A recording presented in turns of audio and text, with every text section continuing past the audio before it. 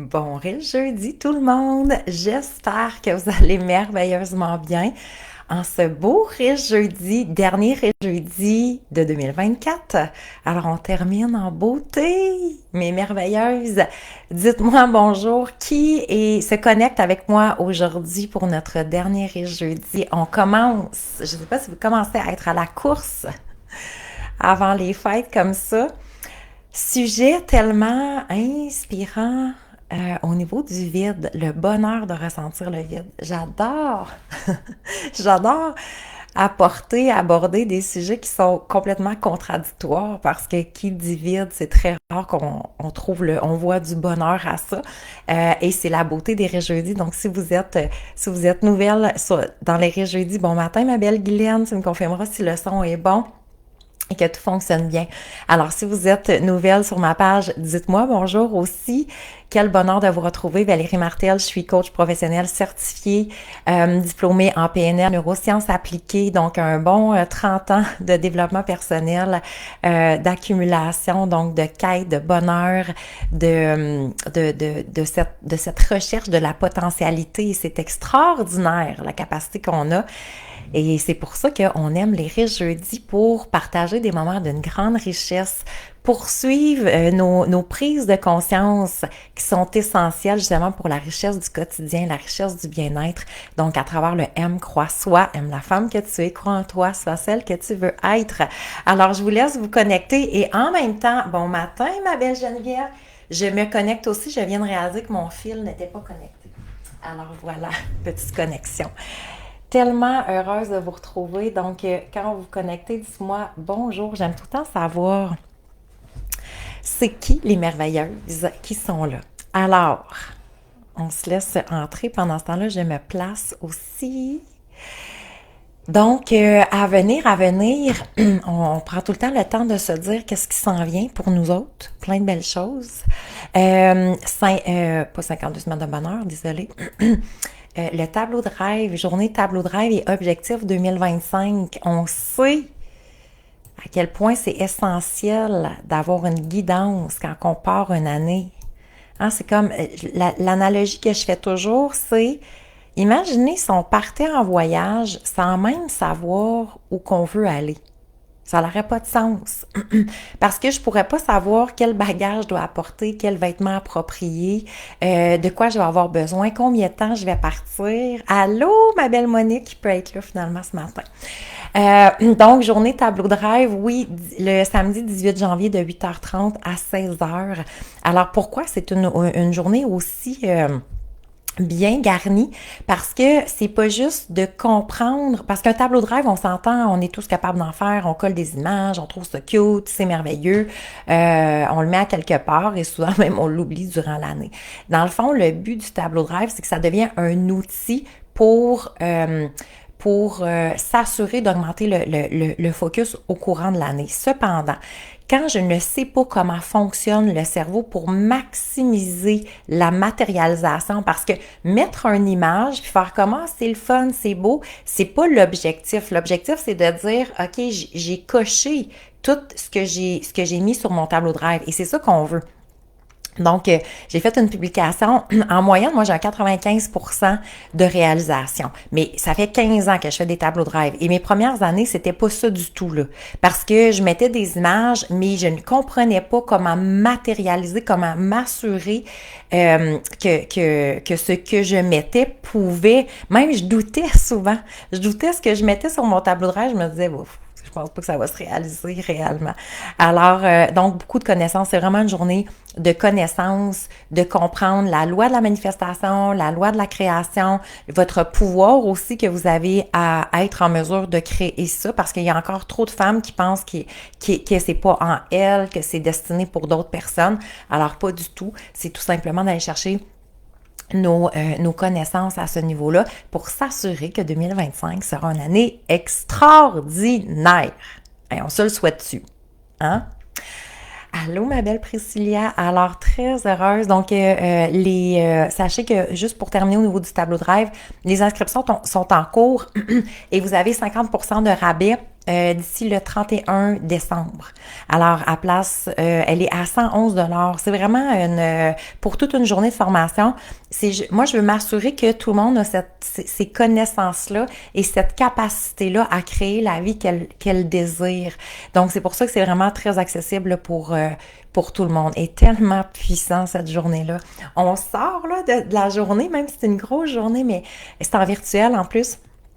Et on sort avec quelque chose de très clair. Donc, il y a comme une excitation de dire « Oh my God, quelle année que je vais vivre! » Parce que c'est comme, là, on le sait que ça devient la réalité. Alors, c'est puissant. Donc, dites-moi, est-ce que avez-vous déjà ressenti du bonheur tout en ressentant du vide? Dites-moi, est-ce que pour vous, c'est bonheur et vide vont ensemble? Je serais curieuse de vous lire. Alors, on sait qu'effectivement, c'est très rare qu'on mette ces deux mots-là ensemble, hein, parce que le vide on appréhende le vide. C'est très inconfortable, le vide, et on est habitué, en quelque sorte, que dès qu'on perçoit un sentiment de vide, c'est comme fou. On se sent envahi, on sent de la lourdeur, on sent de la tristesse, on peut sentir comme du découragement en quelque sorte. Donc, le vide est souvent associé là, à quelque chose que, oh mon Dieu, on souhaite pas vivre ça. Priscilla, oui, je ressens les deux en ce moment. Merveilleux. Merveilleux. On va les connecter ensemble. Parce que ce qu'on veut s'assurer, c'est que c'est pas un contre l'autre. C'est pas le vide contre le bonheur. Mais c'est plutôt comment je peux arriver à vivre le vide à travers le bonheur. Ça va changer notre perspective en quelque sorte un peu de ce qu'on est habitué. Hein?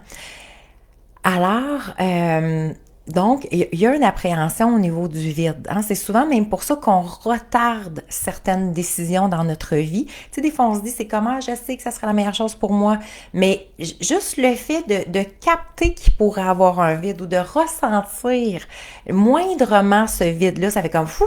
Oh, finalement, je vais rester. Je vais rester dans cette situation-là.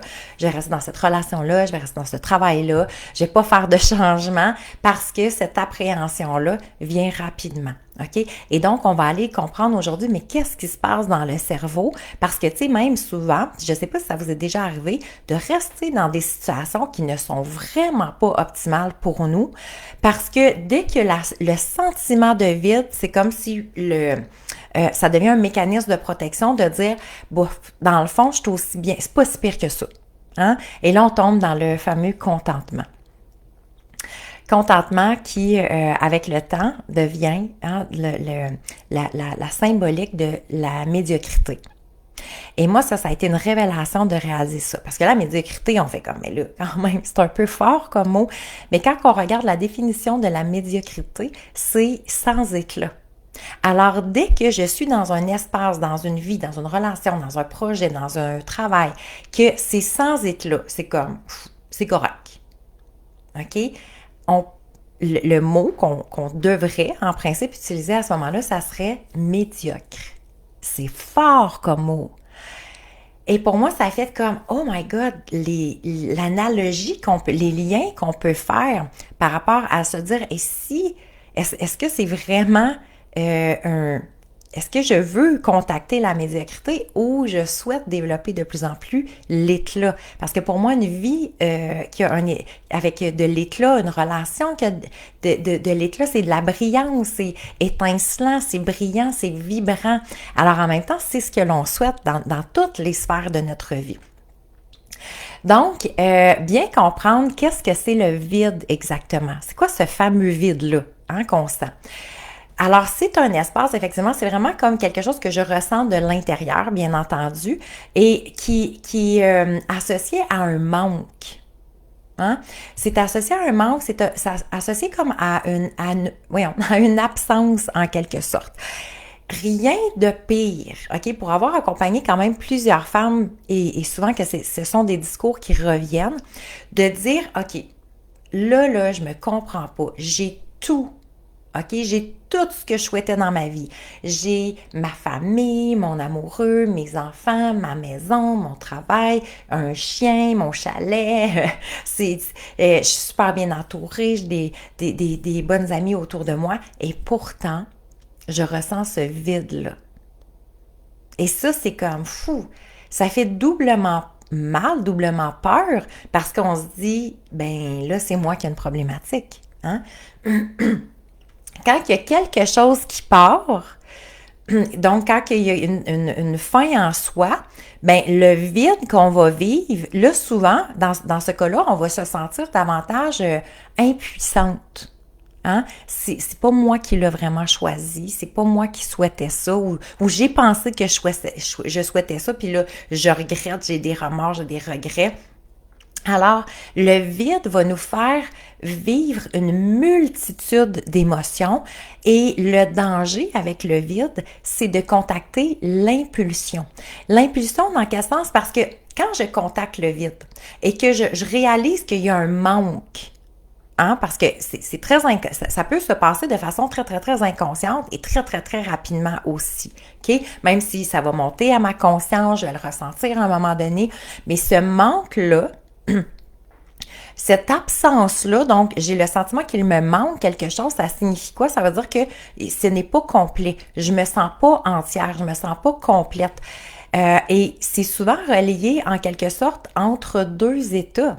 Parce que dans le fond, ici il y a un moment de transition de manque, ça veut dire qu'avant, je me sentais comblée et là, je me sens vide. Donc, il y a une transition. OK? Et c'est souvent là, le danger, c'est que quand on contacte le vide, le fait que le cerveau, lui, ne sait pas, il n'est pas capable Allô, ma belle Isabelle, il n'est pas capable de voir dans le futur qu'est-ce qui s'en vient. Et c'est pour ça le tableau de rêve, entre autres, pour vous donner les outils, que ce soit pas votre cerveau qui vous dise qu'est-ce qui s'en vient, ou ce sera pas la vie qui va vous diriger vers où elle souhaite vous diriger, mais c'est plutôt vous qui allez décider la destination que vous allez prendre.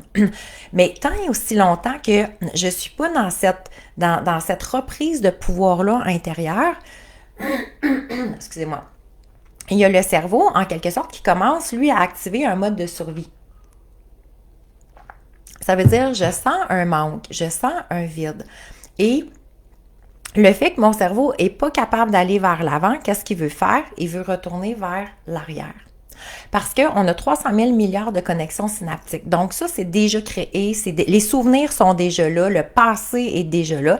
Le futur, c'est à moi si je veux créer des nouvelles associations, si je veux créer des nouveaux objectifs, des nouvelles façons d'être, une nouvelle façon de faire, une nouvelle abondance que j'ai jamais connue, un nouveau type de relation, c'est à moi de le créer. Je vais le créer, oui, dans l'énergie, mais je vais le créer aussi au niveau des associations neuronales. Et c'est là le pouvoir que l'on a, que souvent, la majorité des gens ne fonctionnent sur le pilote automatique. Ça veut dire que et on fonctionne encore tous sur le pilote, ça prend beaucoup de présence, c'est pas correct ou pas correct, là. C'est surtout aujourd'hui les riches jeudis, c'est pour être dans notre riche conscience. Mais tant et aussi longtemps que j'aborde pas quelque chose de plus beau, de plus grand, que je suis pas dans l'état de création et que je ressens ce vide-là, mon cerveau va me faire reculer en arrière. Donc, il va retourner voir des anciennes situations, une ancienne relation, un ancien travail, une ancienne vie, n'importe quoi. OK, avant que je déménage, j'étais dans telle ville ou n'importe quoi, mais il va tout le temps me ramener à, c'est quoi, genre le dernier moment où que tu n'as pas ressenti le vide. Et là, il va nous agripper en quelque sorte à ça. De dire, oh, mais regarde, là, à ce moment-là, tu sentais pas le vide. Donc, et c'est ça qui arrive, entre autres, si on le prend au niveau des relations. Quand on est dans la relation, on se dit, oh mon Dieu, je suis inconfortable. Puis relation d'amour, de frères, sœurs, avec nos parents, nos amis, n'importe quoi. OK? C'est pas juste une relation amoureuse. Mais quand je suis dans la relation et je sens de l'inconfort, ben à ce moment-là, c'est comme, je suis pas dans le vide, je suis dans le trop-plein. J'ai trop plein de frustration, j'ai trop plein de colère, j'ai trop plein d'insatisfaction. Alors, je suis dans le plein. Et c'est là que mon cerveau, il fait comme, oh my God, là, t'es pas bien, il faudrait que tu prennes une décision. Et là, donc, je m'en vais dans la décision. Et quand je contacte le vide, là, le cerveau fait comme, oh, mon Dieu, là, elle sent du vide. Qu'est-ce qu'on lui donne comme information? Parce que là, elle commence à contacter les souffrances. Allô, ma belle Karine? Au moment où on commence à contacter les souffrances, c'est là que le cerveau, lui, il essaie juste, c'est comme si il était dans le flot d'une rivière et il fait comme, OK, à un moment donné, il faut que je m'accroche à quelque chose parce que je sais pas jusque où le flot va m'emmener. Alors là, on tente, le cerveau tente de s'agripper à n'importe quelle branche. Puis ça, c'est dans la vraie vie. Aussi. Tu sais, des fois, on est prête à s'agripper à n'importe quelle branche pour dire, je ne vais pas sentir le vide. Je dis ça, je dis rien. OK? Et c'est pour ça qu'on veut pas être dans l'impulsion. OK? Parce que trop souvent, on est prête à accepter en quelque sorte n'importe quoi, que ce soit un travail qui me convient pas, que ce soit une relation qui me convient pas, que ce soit un projet qui me convient pas, un environnement, une maison qui me convient pas parce que, mettons, j'aurais peur de pas trouver la bonne place ou de pas trouver le bon, tu sais. Alors, quand on est dans l'impulsion, le cerveau va chercher n'importe quoi pour juste faire comme « Oh my God, faut la calmer, pauvre, elle est en train de capoter, elle ressent le vide. » Tu sais, c'est comme si, je sais pas si vous avez écouté le film là de comment ça s'appelle, Vice Versa, je pense, c'est tous les petits bonhommes là dans le cerveau de l'enfant, mais c'est tellement bien fait. Si vous avez des enfants, et même si vous êtes des adultes, parce que moi j'adore ces films-là, si vous avez l'occasion d'écouter, c'est exactement ça qui se passe dans le cerveau parce que c'est comme un moment de panique. Tu sais, c'est comme « Oh my God! Elle ressent le vide! » C'est comme « OK, qu'est-ce qu'on fait? Qui vient? Qui prend les commandes? Il faut absolument faire quelque chose. » Et c'est justement quand on est prête à s'agripper à n'importe quoi pour pas ressentir le vide, il y a le boost de dopamine qui fait comme « Oh my God, OK, là, ici, je me sens bien. » Mais je me sens bien pour la réalité. Je me sens bien parce que mon cerveau m'a envoyé un boost de dopamine juste pour dire au moins elle ressent plus le vide. Elle vient de combler avec quelque chose. Oui, mais c'est pas idéal pour elle. On s'en fout. Elle ressent plus la même douleur. OK? Et c'est souvent ce qui va arriver. On le voit beaucoup dans les relations quand j'accompagne des femmes, entre autres. Donc, et des femmes, des hommes, là, peu importe. Mais dans des projets, on va le voir dans n'importe quoi. OK? Donc, quand on arrive à compenser, et c'est ça le danger, de compenser parce que j'ai pas réussi à accueillir le vide et à vivre même du bonheur au niveau de ce vide-là. Et là, c'est le mode survie qui est embarqué. Et là, c'est le cerveau qui est dans l'impulsivité et qui fait juste, OK, faut que je m'agrippe à quelque chose en attendant. OK? Et donc, c'est en quelque sorte, c'est le danger et c'est là qu'on veut pas aller. Alors, c'est pour ça que pour moi, aujourd'hui, ce riche jeudi-là est tellement important parce que, entre autres, ça se peut que pendant le temps des fêtes, avec la venue des fêtes, ben c'est comme, oh my God, il manque quelqu'un dans l'environnement, c'est mon premier Noël toute seule, j'ai pas mes enfants, je suis plus en couple, ma mère n'est plus là, mes amis, ou d'habitude je fêtais Noël là, ou, tu sais, il peut arriver toutes sortes de choses qui va nous faire sentir encore plus le vide. OK? Alors, comment qu'on va gérer ce vide-là? Comment qu'on va maîtriser ce vide-là pour que ce soit nous qui maîtrisons, pour pas tomber dans l'impulsivité et juste de faire, tu sais, l'impulsivité, c'est comme je deviens une poule pas de tête. C'est pas réfléchi. C'est juste du cause à effet, puis c'est comme, emmenez-moi quelque chose pour, OK? Et c'est là qu'on crée des dépendances aussi, dépendance relationnelle, dépendance affective, mais dépendance à la drogue, dépendance à l'alcool, dépendance à n'importe quoi. OK? Alors, d'où la beauté de comprendre les mécanismes et de comprendre qu'est-ce qui se passe à l'intérieur de nous. Okay? Donc, on est vraiment dans une période qui, le vide devient déstabilisant. Pourquoi c'est déstabilisant? Parce que c'est comme s'il y a une interprétation de... comment qu'on pourrait dire? Il y a comme une interprétation de transition OK? Parce que si le vide n'était pas là, dans le fond, on serait juste attaché à ce qui était avant et on se sentirait entière et complète à ce moment-là. Donc, pour le cerveau, c'est clairement la peur de l'inconnu. Pourquoi que le vide est aussi inconfortable? Parce que c'est la peur de l'inconnu. Je sais pas ce qui s'en vient. Je sais pas pourquoi je ressens ça. Et là, je vais commencer à remettre en question toutes les sphères de ma vie. Hein? Je sais pas. Puis, tu sais, là, on appelle ça une crise de trentaine, une crise de quarantaine, une crise de cinquantaine. Là, c'est rendu, toutes les dizaines ont des crises. Hein? Parce que on ressent un vide. Mais c'est pas une crise, ça, là. Donc, ça aussi, c'en est une association neuronale. Et là, c'est drôle parce que, tu sais, c'est un peu comme à un moment donné, on disait la pandémie, elle avait le dos large. Là, c'est rendu que les crises ont le dos large, là, tu sais. La crise de l'adolescence, la crise après de la trentaine, la crise, on le sent plus, ben moi, avec les femmes, parce que 40, 50, ce sont vraiment des moments, c'est quoi la crise de la quarantaine pour vrai? C'est quoi la crise de la cinquantaine? C'est un moment de transition. Dans le fond, là, ce qu'on appelle cette crise-là, c'est un moment de pure conscience.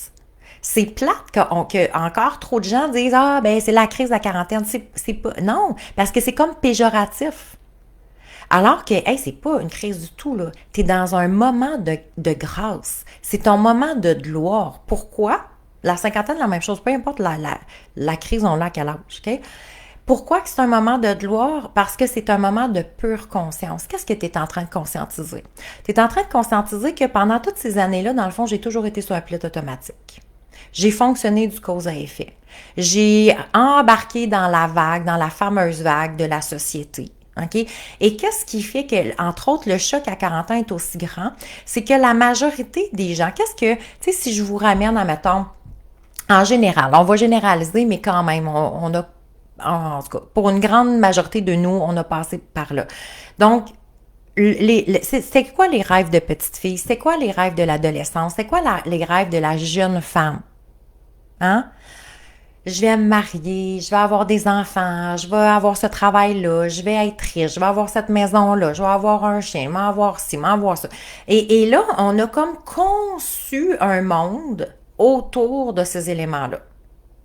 Donc, on a fonctionné du pilote automatique. OK, j'ai un amoureux. Mon Dieu, je souhaite que ce soit lui pour le reste de mes jours. On se marie. En tout cas, on est ensemble. On a notre premier bébé. On a notre deuxième bébé. On peut en avoir 3, 4, 5, 6, 10 si on veut. Et là, ben, on a réussi à avoir notre première maison. Et là, on a travaillé fort pour tout ça, là. Puis là, on a comme nourri toutes ces croyances-là. Il faut travailler fort dans la vie. Puis il faut travailler fort pour avoir nos objectifs. Et là, écoute, tout le long là, de notre vingtaine, là, on a travaillé fort pour s'assurer que d'avoir un bon amoureux, une bonne amoureuse, d'avoir notre maison, d'élever nos enfants à travers ça. Puis la trentaine, ça a continué. Et là, à un moment donné, bon, ben OK, tout ça est là. Et là, vide. Je sens un vide. Et là, on regarde autour de nous et là, tout le monde nous dit, mais voyons donc, voyons donc, regarde ça, si t'es chanceuse, toi, t'as tellement des beaux enfants en santé, t'es en couple, t'es heureuse, regarde, t'as une belle maison, t'as ci, t'as ça, t'as un bon job, t'as un bon salaire. Alors là, tout le monde fait comme, ben voyons donc, ça n'a pas d'allure. Fait que là, OK, ben on se raccroche pendant un petit bout, puis on se dit, ouais, c'est vrai que ça n'a pas d'allure, je me plains le ventre plein. Et on poursuit comme ça. Et jusqu'à temps qu'à un moment donné, c'est comme le vide revient. Et là, ben, je me sens pas mieux. Et là, on n'ose plus trop en parler parce que, écoute, tout le monde me dit que je devrais pas. Et en plus, j'ai tellement l'air heureuse, hein? Tout le monde a l'air heureuse. Et là, ça devient une crise. Parce que en dedans, c'est pas cohérent avec mon extérieur. Mais dans le fond, qu'est-ce que ça me dit, ça? Que j'ai 40 ans, que j'ai 50 ans, que j'ai 60 ans, peu importe. Qu'est-ce que c'est en train de me dire? C'est en train de me dire, hey, reviens dans ta conscience. Parce que tu as pensé toute ta vie que tu allais te réaliser à travers un couple, à travers en étant une maman, à travers un travail, à travers une maison, à travers un chien, à travers un chalet. Et là, plus que tu allais en faire, bien plus que ça allait comme être optimal pour toi. Et la pleine conscience, c'est de dire, eh bien, dans le fond, il me manque quelque chose intérieurement. Parce que c'est vrai extérieurement que c'est là. Mais à l'intérieur, qui je suis? Quelle est mon identité? Parce qu'on réalise que dans le fond, je ne suis pas une mère, je ne suis pas une blonde, je ne suis pas la fille au travail en dehors de mes rôles. Qui je suis? N'est-ce pas la plus belle réalisation de vie? Alors pourquoi qu'on appelle ça une crise? C'est le privilège d'aller dans la connaissance de soi. Je vais connaître la personne la plus importante de ma vie, moi. Parce que c'est avec moi que je vais vivre le reste de mes jours. Alors, ce fameux manque reste la peur de l'inconnu. Et là, si je me connais plus, et si je commence à faire des changements dans ma vie, est-ce que tout ce que j'ai bâti va rester là? Et c'est souvent ça la plus grande peur. Et c'est souvent ça le retour du manque. Quand, mettons, j'ai tout autour de moi et je ressens quand même le manque, c'est comme, j'ose pas trop d'un coup que ça fait bouger les choses autour de moi, puis que ce que j'ai construit, parce que là, en plus, on s'identifie à ce qu'on a construit. Et si ça s'enlève de ma vie, c'est comme, oh my God, qui je vais être? Alors, dans le fond, le manque est souvent une peur d'identité, est reliée à l'identité. La même chose, il y a quelqu'un qui part de ma vie. Je mets fin à une relation, mon Dieu, mais je sens un manque. Et là, le cerveau, lui, il fait toujours l'association, oui, mais c'est l'autre qui te manque. C'est pas l'autre qui me manque. C'est quand je suis avec moi-même, parce que dans le fond, si je ressens un manque, alors que je mets un terme à une relation, alors que je sens un manque, je sais pas moi, d'une transition de vie, OK, de changement de carrière, de n'importe quoi, OK? On va le ressentir beaucoup plus dans les relations. Mais si je sens un manque suite à une relation, qu'est-ce que ça signifie? Que le manque était là pendant la relation, mais que l'autre venait combler ce manque-là. Et me faisait à croire que, superficiellement parlant, tout allait bien. Mais tous ces inconforts-là que je sentais étaient quand même là. Et selon moi, avec justement ce nouveau mode de vie qui s'installe pour la majorité des gens, avec les... Mon Dieu, quelque chose qui a fait du bruit. Avec les réseaux sociaux, qu'est-ce qui arrive au niveau du manque? C'est les gens ne veulent plus contacter le manque. Ben, dès qu'ils contactent le manque, plutôt que ça fait mal, qu'est-ce qu'ils font? C'est comme, faut que je vais aller me surstimuler. Et donc, je vais aller me combler, soit par, justement, en consommant du contenu, en allant chercher ce manque-là quelque part. Et bien là, des fois, écoute, ça peut être de toutes sortes de façons, mais il y a une surstimulation qui fait qu'en même temps, et même ça peut devenir une dépendance. Hein, le cellulaire devient une dépendance. Les réseaux sociaux deviennent une dépendance. Parce que pendant ce temps-là, je ne suis pas en train de contacter qu'est-ce qui se passe réellement. Je suis juste en train de faire comme, OK, je vais juste mettre mon point focus à quelque part d'autre. Parce que quand je le contacte, c'est comme trop inconfortable. Alors, c'est important d'être dans cette conscience-là que qu'est-ce qui fait que ça fait si mal, c'est entre autres la peur de l'inconnu. Et le cerveau, c'est sa plus grande peur. Donc, il préfère retourner dans des situations inconfortables que de vivre l'inconnu. Parce que c'est comme, il ne sait pas qu'est-ce qui s'en vient. Et je ne sais pas si vous avez remarqué votre cerveau, mais il est toujours en train de nous dire, oui, mais d'un coup, c'est pire. D'un coup, d'un coup que je rencontre une personne encore pire. D'un coup, j'ai un travail qui est encore pire. D'un coup, que la nouvelle, mettons, si je déménageais, la nouvelle maison serait encore pire. Le nouveau quartier serait encore pire. Mon salaire serait encore pire. C'est toujours le pire. Constamment, constamment, constamment. Le cerveau, c'est un organe de survie. Alors que plutôt, si je prends le temps de contacter le vide, de comprendre, mais qu'est-ce qui se passe dans ce vide-là? Il manque quoi? J'ai le sentiment qu'il me manque quoi? Parce que c'est un sentiment. OK? Et à ce moment-là, mais de quoi je voudrais remplir le vide? Parce que le moment de vide est un moment d'opportunité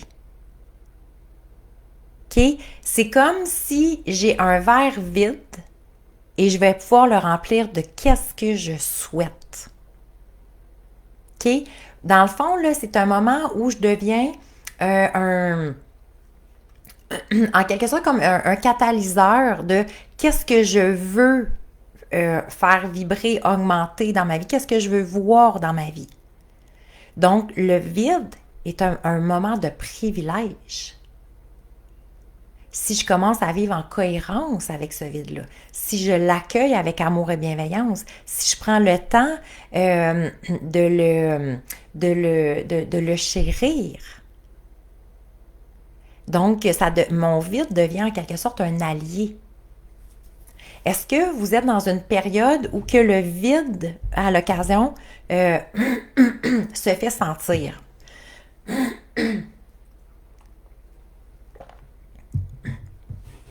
Toujours intéressant de savoir qu'il va y avoir des moments aussi, puis de comprendre, c'est associé à quoi ces moments-là. Alors donc, la peur de l'inconnu, à partir du moment que je maîtrise cette peur-là, donc, j'ai pas peur de l'inconnu, parce que c'est moi qui crée le futur. Donc, pourquoi j'aurais peur de ce qui s'en vient alors que c'est moi qui vais le créer? Ça n'a pas de sens. OK? Sauf que quand c'est mon cerveau qui est aux commandes et c'est lui qui gère, c'est lui qui maîtrise, oui, c'est ça, qui contrôle en quelque sorte, c'est lui qui va m'emmener dans les peurs. Parce que lui, il ne sait pas. Alors, c'est pour ça que la distinction, elle est aussi grande. À partir du moment que c'est comme, non, c'est pas toi qui gère, hein, mon cerveau s'appelle Roger. Excuse-moi, mon beau Roger, t'as pas besoin d'avoir peur parce que moi, je sais qu'est-ce qui s'en vient. Voici ce que je crée. Voici ce que je vais créer, justement. À chaque année, c'est exactement ce que je fais. Et à chaque fois que je regarde, c'est comme mon tableau de rêve, ça fait comme, oh my God, une magnifique année. Malgré ce qui va se présenter. 2024, moi, c'était ma séparation. Est-ce que ça a été une magnifique année quand même? Oui, ça a été une magnifique année quand même. Est-ce que c'est un moment de transition? Oui, c'est un moment de transition. Est-ce qu'il y a eu des moments de vide? Ben oui, il y a eu des moments de vide parce que c'est comme on change nos habitudes. Donc, quand il y a une transition, ça veut dire que je fais le vide. C'est comme si je dis, OK, je buvais du matin, je buvais du café ce matin, je vais prendre du jus d'orange. Ben, je ne mettrai pas du jus d'orange dans mon café.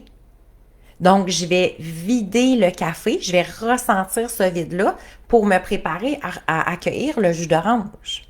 OK? Donc, c'est exactement la même chose. Mais donc, est-ce que ça a été une année exponentielle? My God, oui. Parce que, est-ce que j'ai eu peur de l'inconnu? Jamais. Parce que c'était très clair. Ma destination était claire, mes projets étaient clairs, mon futur était clair, ce que je voulais remplir maintenant dans ma vie, c'était clair. Et à partir du moment qu'il n'y a plus de peur de l'inconnu, qu'est-ce qui arrive? La curiosité de ce qui s'en vient. C'est comme, oh my God, c'est ça qui s'en vient? Pour moi? Wow! Merci!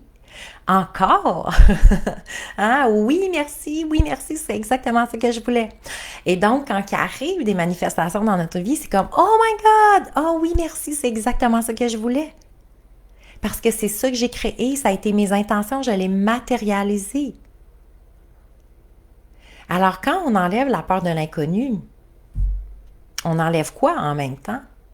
La résistance au changement.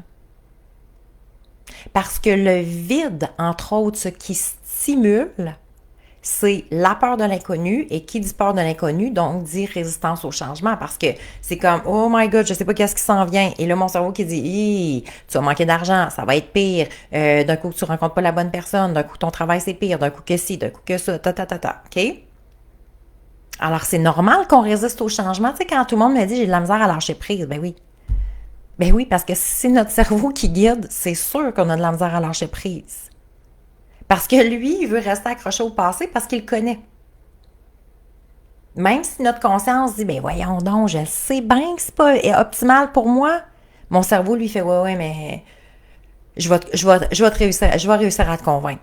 Restons dans le passé, restons en arrière. C'était pas si pire que ça, finalement. Hein? Et là, on va l'entendre nous jouer du violon. Et on va le croire. Peut-être. Donc, la résistance au changement, c'est l'inverse du lâcher-prise. Mais tant aussi longtemps que je fonctionne sur le pilote automatique, que c'est mon cerveau qui amène toutes les biochimies de stress, de peur, d'anxiété pour le futur, parce il fait de l'anticipation, les pires scénarios qui existent. Hein, on s'entend que l'anxiété, le stress, l'anxiété, entre autres, c'est ça.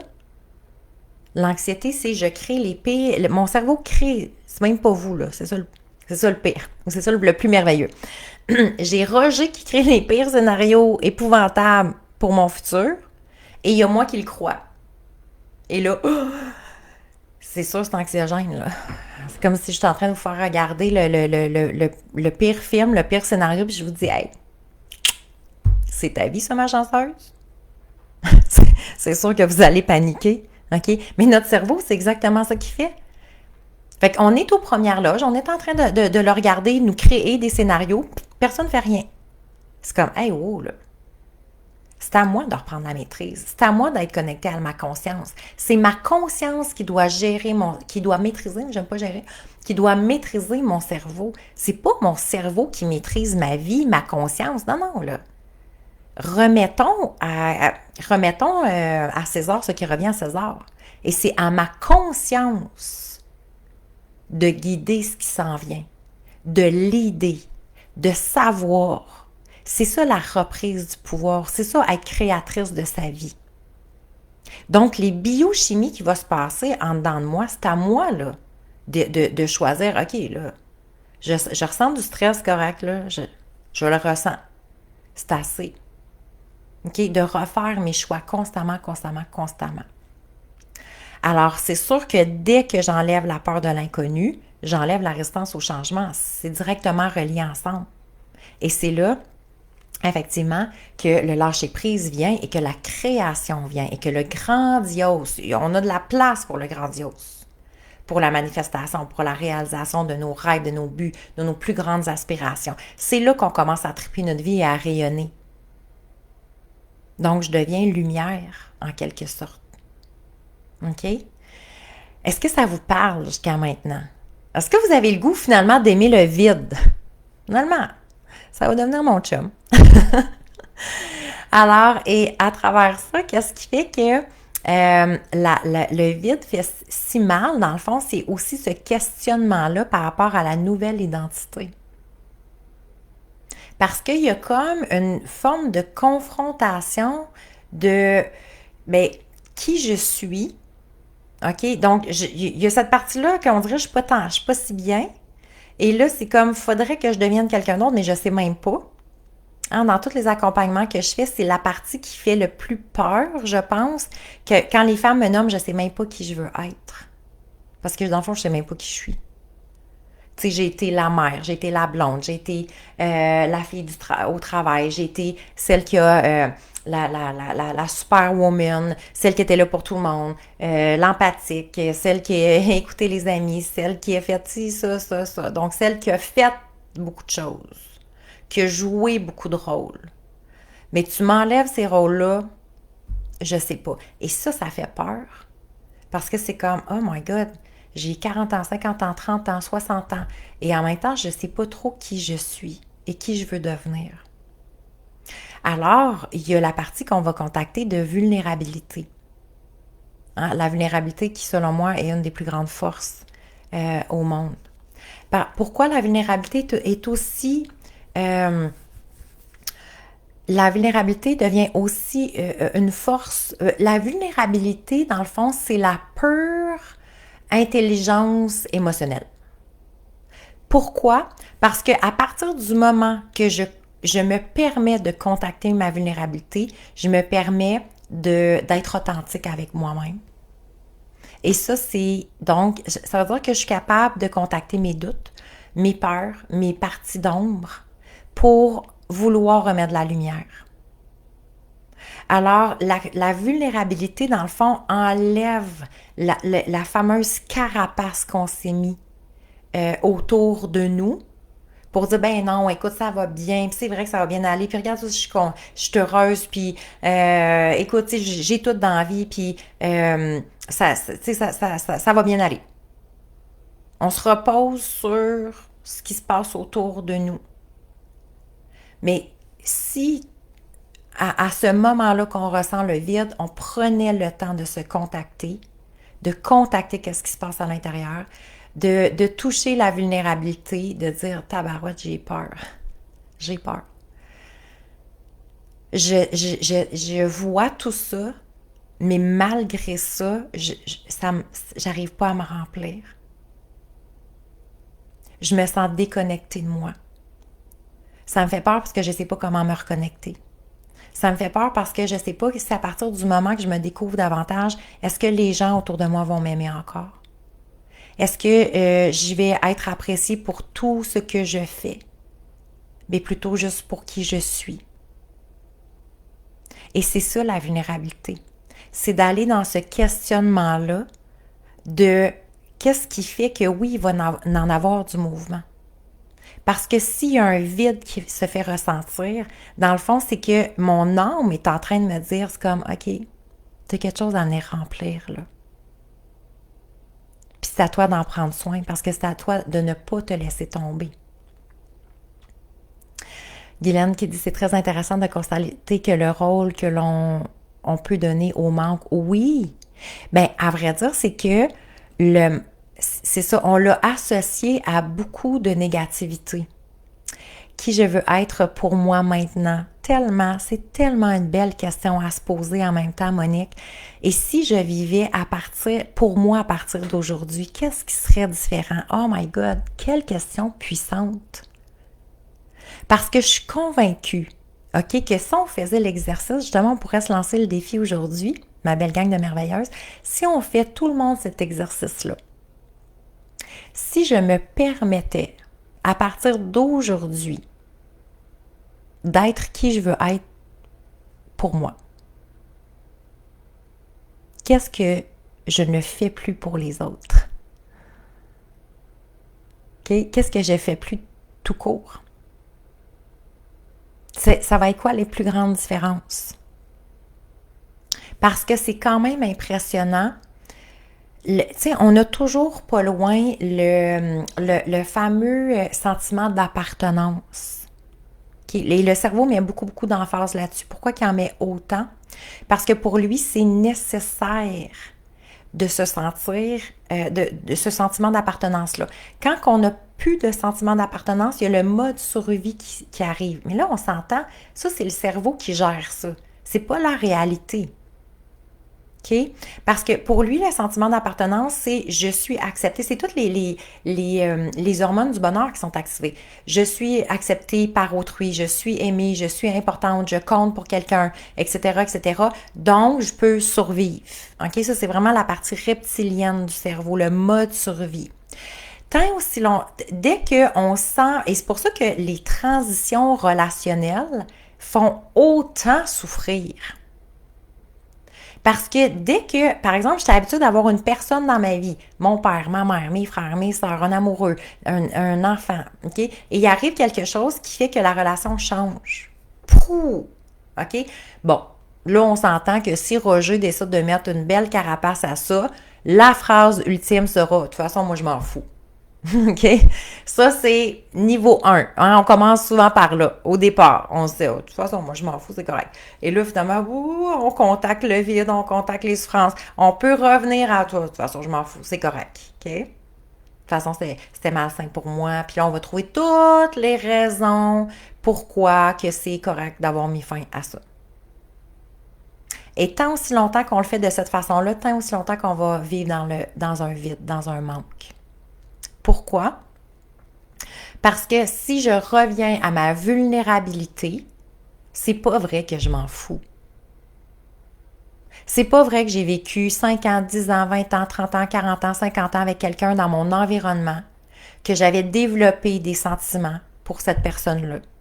Que ce soit un amoureux, que ce soit un enfant, que ce soit mes parents, que ce soit mes frères, ma cousine, n'importe qui. si je suis authentique envers moi-même, je vais être capable de m'avouer que, hey, on a quand même eu des bons moments ensemble. Il y avait des moments, c'était cool. C'est vrai qu'il y a eu des moments qui étaient difficiles. Tu sais, on va balancer les deux. Mais de dire blanc-noir, moi, je pense qu'il y a du rejet en arrière de ça. OK? Donc, si je veux revenir à ma conscience, à ma vulnérabilité, à mon authenticité, c'est de dire, OK, qu'est-ce que j'ai aimé de cette personne-là? Qu'est-ce que j'ai aimé de cette relation-là? Qu'est-ce qui va me manquer de cette relation-là? Ça se peut qu'il me manque des choses. Mais plus que je vais vivre justement dans le plus, moins que je vais ressentir le manque. Et j'aurais plus besoin de ressentir de la confrontation, de la rage, de la colère, de la frustration envers cette relation-là ou cette personne-là ou la façon dont ça s'est terminé. Parce que je suis allée dans le plus. Je suis pas allée dans le moins. Je suis pas allée dans le manque. OK? Alors, l'inconfort est souvent relié justement à l'absence de repères. Je ne connais plus mes repères. Je ne connais plus les habitudes que j'avais avant. Je ne sais plus mon identité, qu'est-ce qu'elle va devenir un coup que je vais remplir ce manque-là intérieur. Alors que je vais me sentir entière et complète par moi-même, sans avoir besoin de l'approbation des gens. Parce que se sentir entière et complète, c'est aussi ça. C'est de dire, j'ai pas besoin de validation. Et même à la limite, je peux me faire invalider dans le sens qu'il y a quelqu'un qui pourrait me dire l'inverse. Je me sens tellement entière et complète à l'intérieur que ça va pas emmener de questionnement en tant que tel. OK? Ça va pas changer mon identité. Même si quelqu'un ne m'approuve pas, même si quelqu'un ne me valide pas, même si quelqu'un m'invalide, me donne des commentaires désobligeants. À partir du moment que le vide est plein, que je sais de plus en plus qui je suis, qu'est-ce que je veux, que j'ai rempli mon espace intérieur parce que le vide devient un espace sacré. À partir du moment où je ressens ça et je me dis, OK, moi, je veux le remplir d'amour, de lumière, de partage, de bienveillance, de projets, de n'importe quoi, qu'est-ce qu'on veut. Ça peut être matériel et immatériel, de paix intérieure, d'alignement, de magie. Alors, plus que je veux remplir ce vide-là, ça veut dire, en même temps, c'est en train de créer ma nouvelle identité. Si je veux créer si je me remplis d'inspiration, de magie, de pouvoir intérieur, de puissance intérieure, d'alignement, de tout ce que je veux, ben voici en même temps qui je deviens. Voici qui je suis. Alors, l'outil ou la conscience ultime qu'on va développer à partir du moment que vous ressentez le manque, ça va être de voir, de percevoir. Parce que faut comprendre aussi que le cerveau ne fait pas la distinction entre entre la vision que je crée et ce qui est réellement. Donc, tu sais, quand on dit c'est toujours une question de perception, clairement. Donc, si mon cerveau, tant aussi longtemps, par exemple, OK, mettons, on prend aujourd'hui même. Vous arrivez et vous sentez, un gros vide intérieur. Ça fait plusieurs semaines, plusieurs mois, plusieurs années, n'importe quoi. Et là, c'est comme, oh my God, c'est dur, je trouve ça dur, je m'en mets en question. Coudon, vas-tu finir par passer à autre chose? Et là, on juge, on se critique de ressentir le vide, ça n'a aucun sens. Pourtant, je comprends, j'ai lu, j'ai ci, j'ai ça, OK? Alors là, ça fait comme juste en plus de l'auto-sabotage, de l'auto-critique. Et là, on comprend pas pourquoi que le vide est encore là. OK? Et là, bon, ça fait quoi? Presque 1 heure qu'on parle du vide. Là, c'est comme, OK, là, je suis allée chercher quoi? Des nouvelles connaissances, une nouvelle perception. Ah, ouais, c'est vrai, je suis pas en train de voir le vide de la même manière qu'avant. OK? Et c'est là que ça fait comme, ben dans le fond, il existe parce que je donne vie.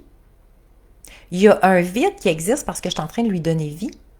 Et je mets tellement d'emphase sur le vide qu'effectivement, il y a beaucoup de vie, il prend beaucoup de place. Donc, mon vide, à un moment donné, pourquoi qu'il grossit et grossit, grossit, grandit encore? C'est parce que j'y donne toute mon attention, toute mon affection, hein, et tout mon pouvoir. Mais à partir du moment que ce vide-là, j'en fais un espace sacré. Imaginez juste, je vous dis, OK, à partir d'aujourd'hui, un vide, c'est un espace sacré. Et fait, ah, wow. Ouais, c'est vrai. C'est vrai parce qu'on s'entend, là, que c'est où que le vide que je peux remplir de ce que je veux. T'sais, en même temps, c'est un espace privilégié, là. Qu'est-ce que ça l'éveille en vous? De réaliser que ce vide-là est un espace sacré. Qu'est-ce que ça me dit? Qu'est-ce que ça me dit? Qu'est-ce que ça l'éveille en moi? Je serais curieuse de lire vos réponses en même temps si vous avez le goût.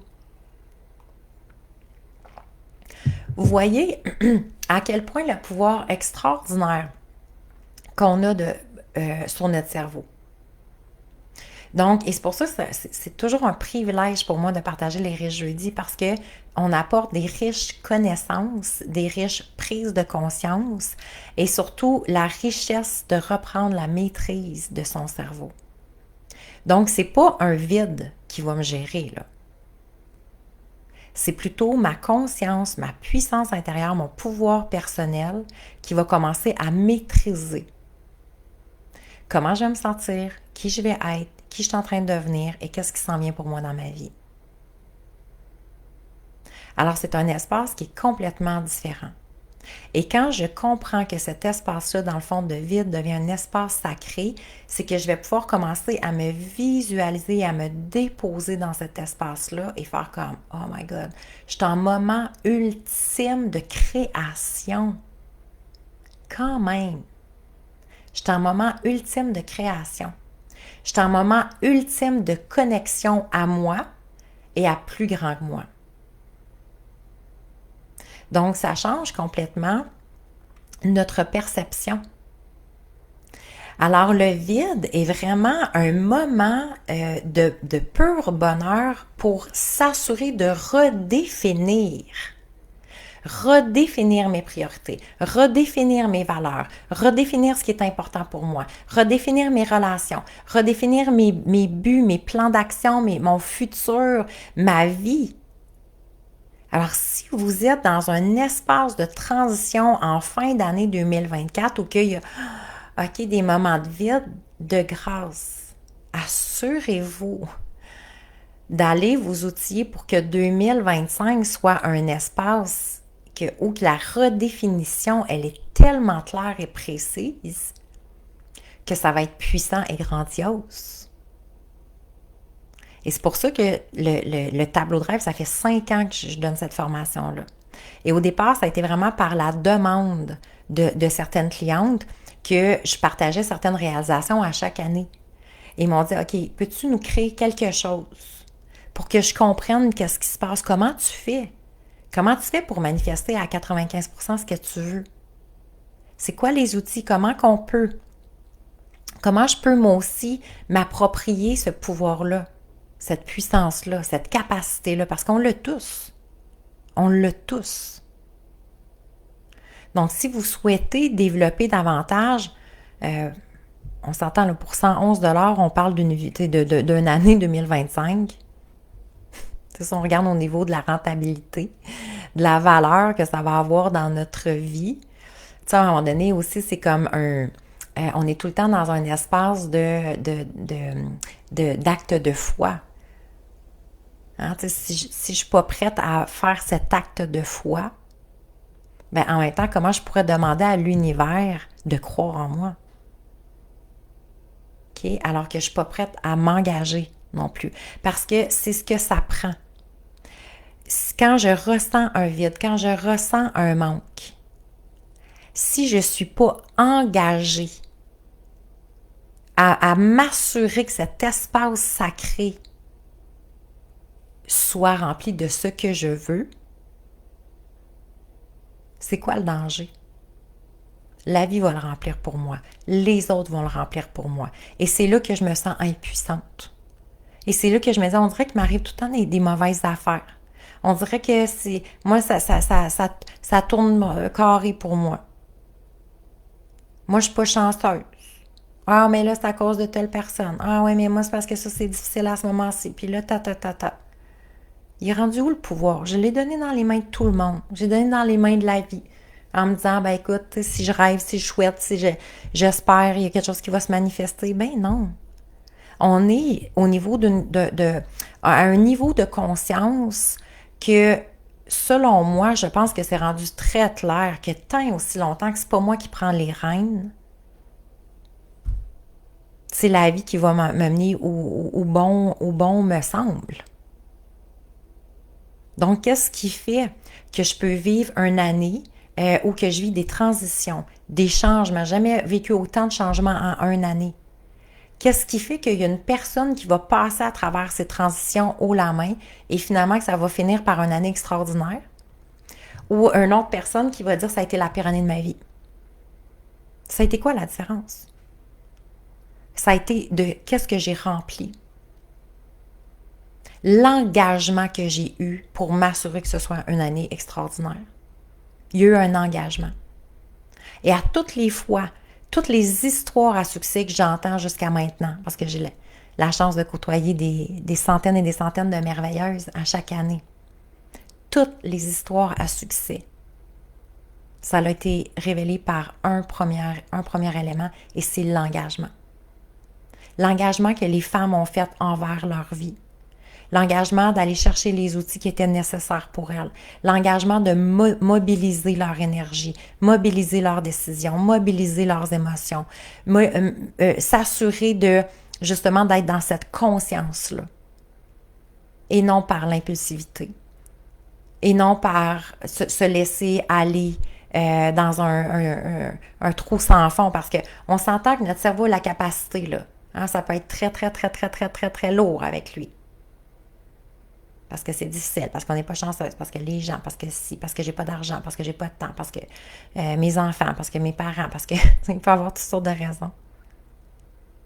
OK?